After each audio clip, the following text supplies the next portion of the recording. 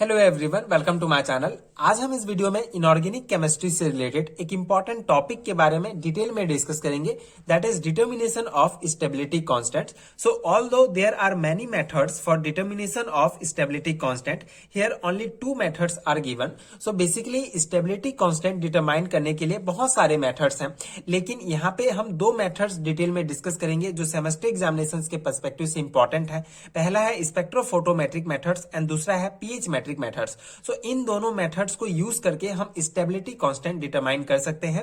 सो आज हम इस पर्टिकुलर वीडियो में स्पेक्ट्रोफोटोमेट्रिक मेथड्स के बारे में डिटेल में समझेंगे, इसका बेसिक कॉन्सेप्ट देखेंगे, इसका डेरिवेशन डिस्कस करेंगे एंड साथ ही साथ आपको एक हैंडरिटन नोट्स प्रोवाइड करूंगा जो आपके सेमेस्टर एग्जामिनेशंस के लिए बहुत हेल्पफुल होगा, जिसको आप डायरेक्टली अपने थ्योरी एग्जामिनेशंस में अप्लाई कर सकते हैं।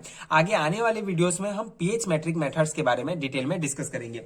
सो स्पेक्ट्रोफोटोमेट्रिक मेथड्स क्या है, इसको हम देख लेते हैं। पहले इसका बेसिक कॉन्सेप्ट समझेंगे। So in many cases the amount of light absorb by complex and the metal ion form which from which they are formed is different. So basically क्या है कि हमने पिछले वीडियोस में भी जब स्टेबिलिटी कांस्टेंट हमने डिस्कस किया है तो वहां पे हम देखा है कि कोई भी जब मेटल एंड लिगेंड आपस में रिएक्ट करते हैं तो कॉम्प्लेक्स का फॉर्मेशन करते हैं। ठीक है, ये एक प्रकार का कॉम्प्लेक्स बन गया। तो यहाँ पे क्या है कि जो हमारा जो कॉम्प्लेक्स या जो मेटल आयन का जो फॉर्मेशन होगा वो जो लाइट एब्जॉर्व करेगा जिस चीज से, जैसे कि ये कॉम्प्लेक्स का फॉर्मेशन हुआ, ये जितना लाइट एब्जॉर्व करेगा एंड ये जिस से बने हुए हैं, जैसे मेटल एंड लिगेंड से जो ये कॉम्प्लेक्स फॉर्मेशन हुआ है, सो मेटल एंड लिगेंड जितना लाइट एब्जॉर्व करेंगे, सो इनके जो लाइट एब्जॉर्व करने की जो क्षमता है उसमें डिफरेंस होता है। ठीक है, ये अलग जो है रेंज का जो है लाइट एब्जॉर्व करेगा। ठीक है, ये अलग वेवलेंथ का जो है लाइट एब्जॉर्व करेगा। तो इस प्रकार से जो डिफरेंसेस होते हैं इसी को हम यूज करके स्टेबिलिटी कांस्टेंट डिटरमाइन करते हैं। So this change in absorptions has been used to determine the compositions and stability constant of metal complexes. Okay, so basic सा concept है जो आपको ध्यान रखना है कि metal and ligand मिलके metal complex का formation करते हैं एंड जो complex होते हैं, जो amount of light absorb करते हैं, ये different होता है उस amount of light से जो metal and ligand जिस चीज से ये complex बने हैं ये absorb करते हैं। So ये जो change होता है absorptions में, इसको हम यूज करते हैं डिटरमाइन करने के लिए compositions या stability कांस्टेंट। किसी भी मेटल कॉम्प्लेक्स का कंपोजिशन से स्टेबिलिटी कांस्टेंट डिटरमाइन करने के लिए हम ये जो चेंज है एब्जॉर्प्शंस में, इसको हम यूज करते हैं। बेसिक सा कॉन्सेप्ट है जो आपको ध्यान रखना है।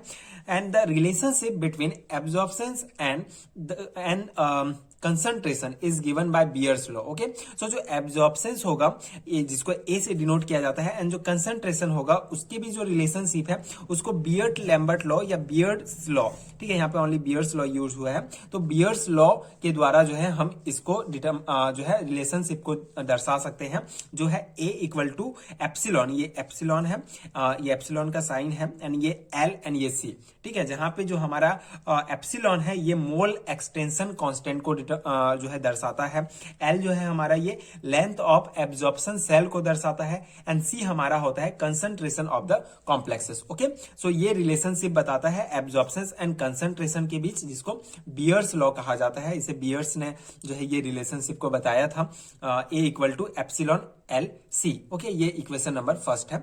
उसके बाद the absorption A is measure with the help of spectrophotometer. ये स्पेक्ट्रोफोटोमेट्रिक मेथड है, तो ये जो हमारा एब्जॉर्प्शन ए होगा इसको हम मेजर कर सकते हैं स्पेक्ट्रोफोटोमीटर के द्वारा, जिससे आपको कुछ इस प्रकार के ग्राफ मिलेंगे स्पेक्ट्रोफोटोमीटर में। ये इस प्रकार के ग्राफ जो कि वेवलेंथ एंड मोलर एब्जॉर्बिविटी के बीच जो है ये ग्राफ खींचा गया है, जिसमें ये जो हमारा मेटल कॉम्प्लेक्स जो फॉर्मेशन होगा ये कितना लाइट एब्जॉर्ब करता है, कितने वेवलेंथ का, ये जो है ये ग्राफ बताता है। एंड ये जो ग्राफ क्या है कि the change in spectrum of metal ion M2+ on coordination with ligand has been show. Okay, so basically ये क्या शो करता है कि change in the spectrum of जो मेटल आयन का जो स्पेक्ट्रम है कोऑर्डिनेट जो लिगेंड के साथ जो उनका जो कोऑर्डिनेशन होता है उसको जो है ये शो करता है। सो थ्योरी एग्जामिनेशंस में जनरली ये पूछे जाते हैं, तो आपको ये ग्राफ शो करना होगा, आपको ये याद करना होगा। ठीक है, इस प्रकार से आप ये शो कर सकते हैं ग्राफ। स्पेक्ट्रोफोटोमीटर में हमको एब्जॉर्प्शंस का जो मेजर होगा, स्पेक्ट्रोफोटोमीटर के द्वारा जो एब्जॉर्प्शन होगा, इस प्रकार से मेजर करेंगे तो हमको ये ग्राफ मिलेगा। ये बेसिक आपको ध्यान रखना है। तो ये बेसिक कॉन्सेप्ट है स्पेक्ट्रोफोटोमीटर का, जो इंपॉर्टेंट पॉइंट्स है मैंने डिस्कस किया। अब इसका हम इंपॉर्टेंट जो डेरिवेशन है उसको डिस्कस करेंगे। इसको मैथमेटिकल रूप से रिप्रेजेंट किया जाता है कि किस प्रकार से हम जो फैक्टर्स है उसको स्टेबिलिटी कांस्टेंट जो है उसको किस प्रकार से निकाल सकते हैं। So the reaction for the complex formation में be written as, so basically M2 plus जो मेटल है एंड लिगेंड है ये दोनों आपस में मिलेंगे तो मेटल लिगेंड का फॉर्मेशन होगा ML2 प्लस का। ये इक्वेशन नंबर 2 है, ठीक है।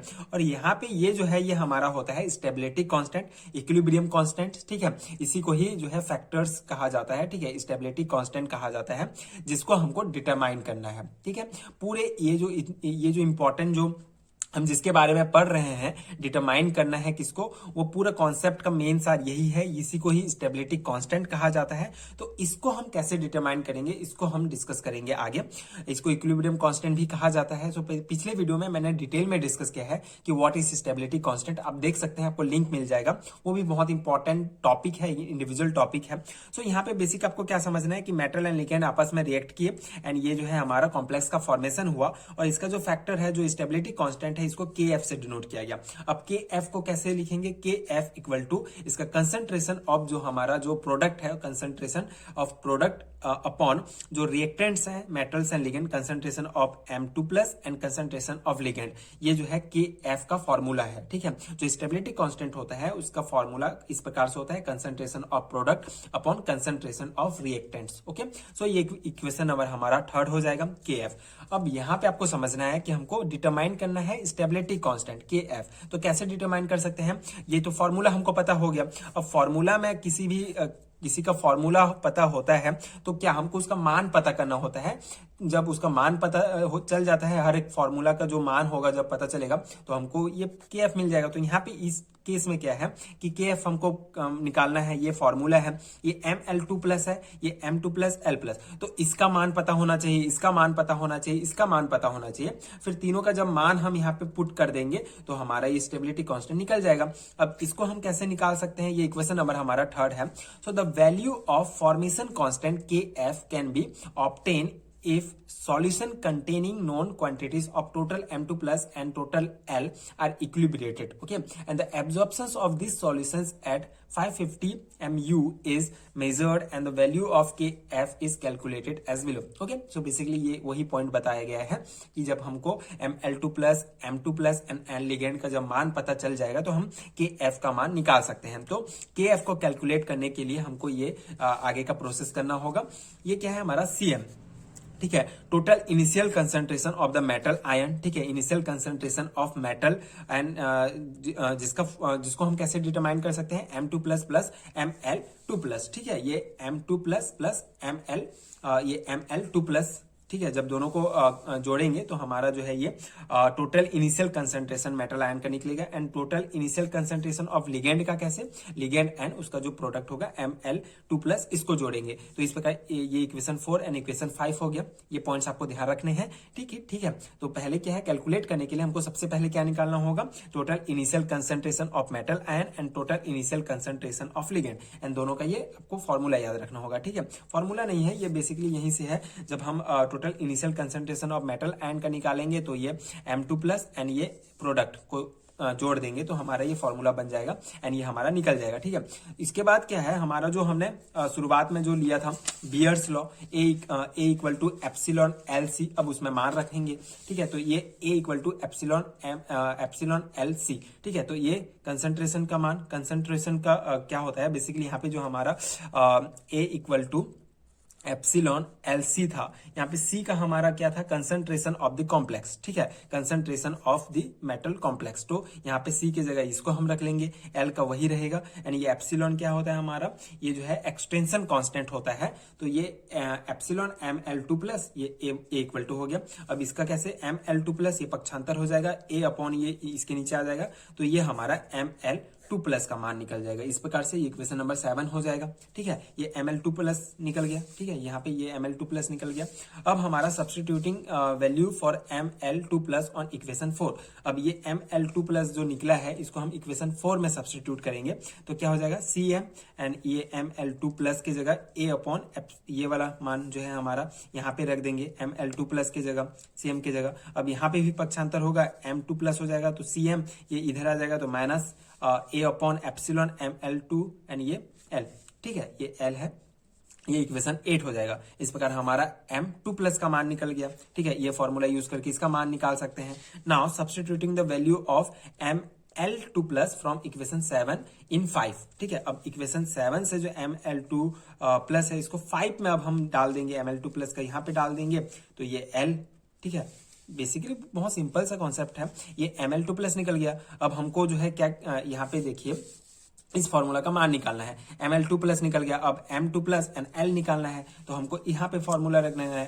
ठीक है, ये M2+ का जो ये मान है इसको हम एक बार यहाँ रखेंगे तो हमारा ये M2+ निकल जाएगा। एक बार यहाँ एक बार जो है ये, हाँ, ये जो मान है इसका, ये जो मान है यहाँ पे रख देंगे तो हमारा L निकल जाएगा पक्षांतर करेंगे तो इस प्रकार से इक्वेशन 8 एंड ये इक्वेशन 9 हमारा मिल जाएगा। बहुत ही सिंपल सा डेरिवेशन है, एक बार ध्यान से आप इसको खुद से लिख लेंगे एंड इसको समझ लेंगे तो आप, आई होप कि आपको समझ में आ गया होगा।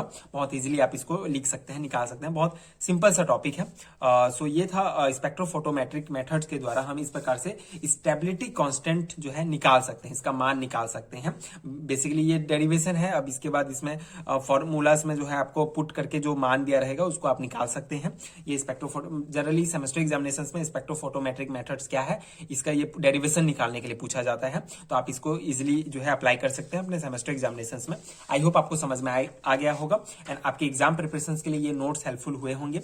आगे की वीडियोस देखने के लिए प्लीज चैनल के साथ जुड़े रहिए एंड अगर आपको इसका PDF चाहिए जहां तो आपको नीचे लिंक मिलेगा PDF स्टोर का डिस्क्रिप्शन बॉक्स में एंड कमेंट सेक्शन में, वहां से आप डाउनलोड कर सकते हैं MSc एंड BSc लेवल के सारे हैंड रिटन नोट्स जो आपके सेमेस्टर एग्जामिनेशंस के लिए डेफिनेटली बहुत हेल्पफुल होंगे। And thank you so much for watching.